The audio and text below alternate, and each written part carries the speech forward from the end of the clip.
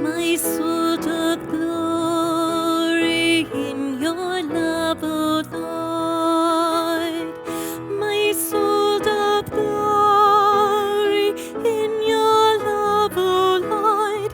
For you gazed on your servant with compassion, and you reached out and took me by the hand.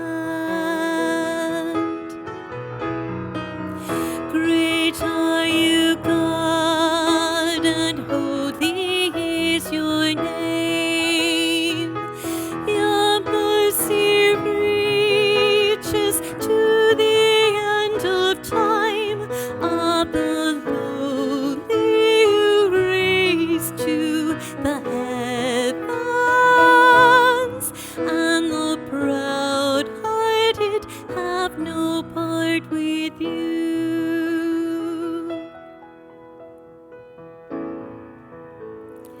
Today's feast day of Our Lady of Guadalupe offers 2 gospel verses to ponder. But since we began this week with the Annunciation, let's look at the second reading where the story continues as Mary journeys to see her cousin Elizabeth, who is now quite pregnant with John. Put in context, one might wonder if Mary's trip is to confirm the angel's story. After all, could he possibly be right about her barren cousin also conceiving a son? Indeed, the story checks out, and we are brought back to the theme we discussed at the beginning of this week. For obviously, Elizabeth is also called to the vocation of the remnant. Richard Rohr writes, God is saving all of history and all of humanity, but only with direct conscious help of a faithful few, as all preachers hope and are doing. But the amazing thing is that they taught us how to be content when faith response does not happen.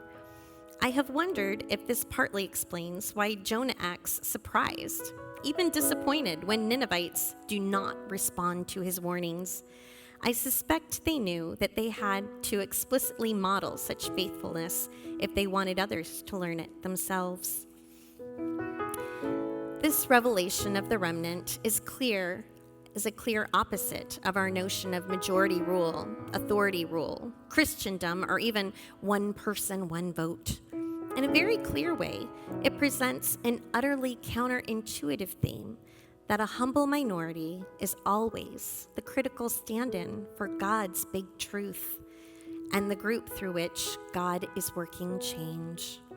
We might think of the remnant as what scientists call a critical mass, the amount that activates the energy in a chemical reaction, or in this context, the energy in the larger group. The critical mass is biblical theology is always small, the small, edgy group that carries history forward, almost in spite of the whole. Think of Noah and his family in the ark, the youngest and forgotten son, David, becoming the king, the barren wives, Sarah and Elizabeth, each giving birth to special children late in life, and 12 outlier fishermen being called as Jesus' disciples instead of anybody from the capital city temple team. Without this ego-defeating tactic of critical mass, Christianity always becomes what we now call civil religion, where the powerful assume that they have the authority of the truth, simply because they are in power. Popular thinking is given with the presumption of orthodoxy. The prophets, however, consistently laugh at the supposedly normal and parody the so-called successful. I wither the green tree and make the withered tree green. I have spoken and I will do it. Ezekiel records Yahweh as saying, summarizing Israel's history from God's perspective. The normal power systems of our world worship themselves and not God. Often prophets emerge from the rank and file, paying the dues of their group so they can later critique it and not be seen as outsiders. They have shown themselves to be not iconoclasts, but legitimate reformers from within. They are, in fact, exciters of the critical mass, always wise beyond their years and living by higher values that are foreign to their contemporaries. They seem to lead just by living their lives and do not need any honorific titles or initials after their names.